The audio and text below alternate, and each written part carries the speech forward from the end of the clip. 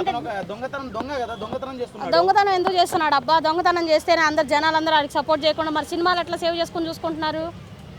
అంతకాడికి మరి మరి కొనుక్కొని చూసుకోవచ్చు కదా. అదే కదండి, కొనుక్కోవడం లీగల్, ఇలా దొంగతనంగా చూడడం దొంగతనమే అవుతుంది కదా. దొంగతనంగా చేస్తారంటే మరి వాళ్ళు అంతంత రేట్లు పెట్టి పెంచుకొని యాప్లు కొనుక్కోమని చెప్పడం అది మరి లీగల్ కాదా?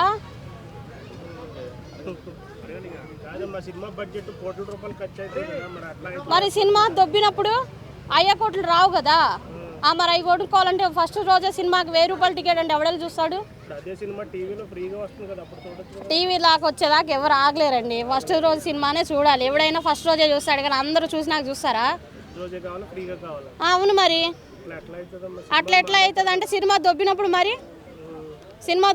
మరి అట్లా బాధపడతారు. మరి అందరూ అంతే కదా. ఇప్పుడు ఐబొమ్మ పోతే నేను బాధపడుతున్నా. ఇప్పుడు సినిమాలు డౌన్లోడ్ ఉండవు.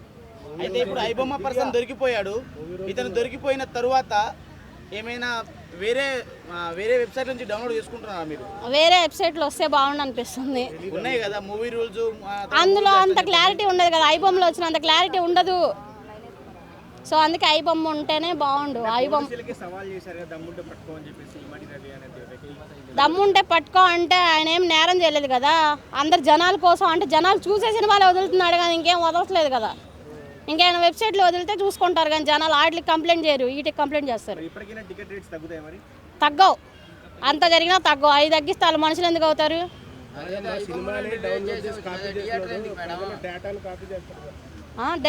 డేటాని కాపీ చేసుకుంటారుగా. అంటే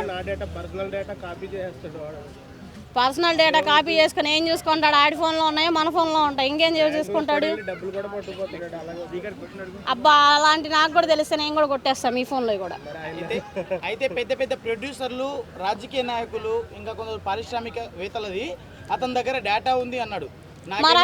జరిగితే ఆ డేటా నేను బయటికి లీక్ చేస్తాను అంటున్నాడు.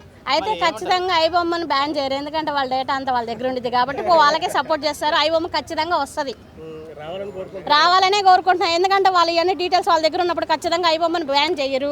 ఖచ్చితంగా మా సినిమాలు వస్తాయి అట్లయితే. అయితే ఈ డేటా మొత్తము అతని దగ్గర ఉంది. మళ్ళీ ఈ పెద్ద పెద్ద వాళ్ళు ఉన్నారు కదా, వాళ్ళ వల్ల అతనికి ఏమైనా హాని జరిగే అవకాశం ఉందా? హాని ఏం జరగదు, ఎందుకంటే హాని జరిగితే మరి ఆయన హాని జరిగేలేపు వదిలేస్తా అని చెప్తున్నాడు కదా. ఖచ్చితంగా హాని అయితే జరగదు. మళ్ళీ ఐబొమ్మ ఖచ్చితంగా వస్తుంది. మా లాంటి ఐబొమ్మలు చూసే వాళ్ళందరికీ ఖచ్చితంగా సినిమాలు వస్తే మీరు హ్యాపీగా చూడండి, అతన్ని వదిలేస్తారు. ఆమెకి బయట నుంచి ఏమి ఇస్తానన్నారు. మీరైతే ఇప్పుడు ఐబొమ్మ రవికి సపోర్ట్ చేస్తున్నారు కదా? అవును, సపోర్ట్ చేస్తున్నా. అయితే రేపటి రోజున మీ సొంతంగా మీరేమైనా సినిమా తీస్తే ఆ సినిమాని అతను లీక్ చేస్తే మీరు ఎలా ఫీల్ అవుతారు? నేను సినిమా తీన ఆయన లీక్ చేయడు. పర్సనల్ డేటా కిడ్నాప్ చేసుకుని ఏం చేసుకుంటాడు? తీసుకొని పెట్టుకోమనండి, అక్కడ కావాలంటే ఆడ పెట్టుకోమనండి, ఎవరికి ఇబ్బంది లేదు ఇక్కడ.